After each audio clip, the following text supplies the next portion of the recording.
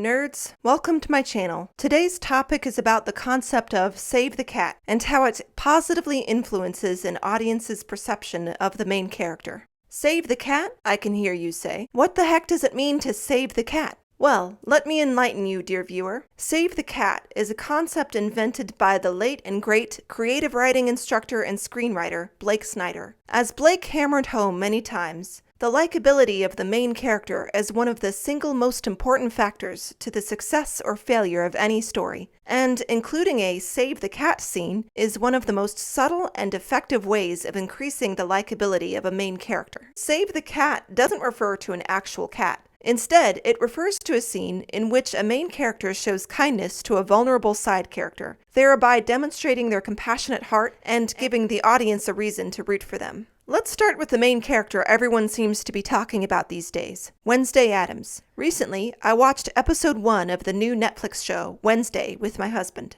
When the episode ended, my husband said, "I don't know what it is, but I really like Wednesday. Usually I don't like grim deadpan characters, but there's something about Wednesday that I really like." Then I remembered Save the Cat and realized that this is exactly how Wednesday is introduced. She strides into her high school, a grim, terrifying figure for her fellow students and teachers alike. Then she finds her brother, Pugsley, tied up and stuffed into a locker. "I want names," she says. "I don't know who they were, honest," Pugsley answers, knowing what she's about to do. Wednesday discovers the identities of the perpetrators through a vision. Then she exacts retribution for her brother by dumping hungry piranhas into their swimming pool. There are many other reasons for Wednesday Addams' off-the-charts likability. However, Wednesday's opening Save the Cat scene is what immediately cues the audience to think, wow, I really like this character. If Wednesday had dumped piranhas into the pool just for fun, at best it might have merited a cheap laugh. But because she did it for her little brother, it becomes a reason to love her. Very clever of the writers. Let's move on to my next example. This one is from the movie Aladdin and is probably the most well-known Save the Cat scene of all time. Aladdin is kind of a sleazeball, to be honest. Throughout the film, he steals whatever he wants, lies to Jasmine about his identity, and talks a lot about wanting to be rich and famous. Worst of all, he almost doesn't keep his promise to rescue his best friend, the genie, from an eternity of captivity inside the magic lamp. Why would any audience root for this guy or think that he could ever change? I'll tell you why. Because, in the beginning of the movie, Aladdin gives his stolen bread to a couple of hungry kids who need it more than he does. Never mind that he just got chased around the city for this bread by a horde of beefy maniacs with swords. Aladdin is at heart a good person, and he will share his bread with those in need. He will save the cat.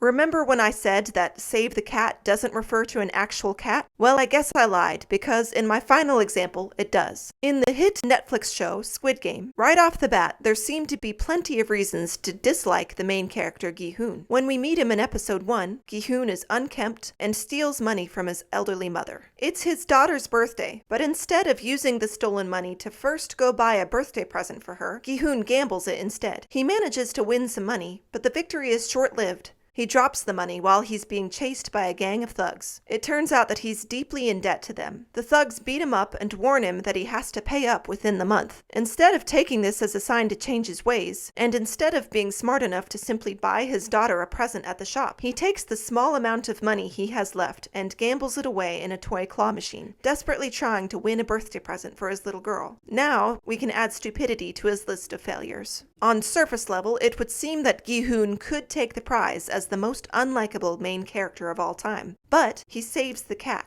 After these events, he wanders home after his terrible day, dejected, sad, and hungry, planning to cook some fish for dinner before he goes to bed. But then, he meets a stray alley cat looking for something to eat. He stops, pets the cat on the head, and gives the cat his fish, which the cat gratefully chows down on. This small scene is a huge clue that Gi-Hun really is a great guy after all. The rest of the show proves this to be true. If any audience members had doubts about him, they're gone now. Though Gi-Hun isn't perfect, he chooses love and loyalty again and again. He has inner strength and is truly a main character to remember. Well guys, that's all I have for today. Thank you for watching. I hope you enjoyed it. If you have any other Save the Cat examples, I'd love to hear about them in the comments below. Please like, share, subscribe, etc. if you want to. Goodbye, nerds.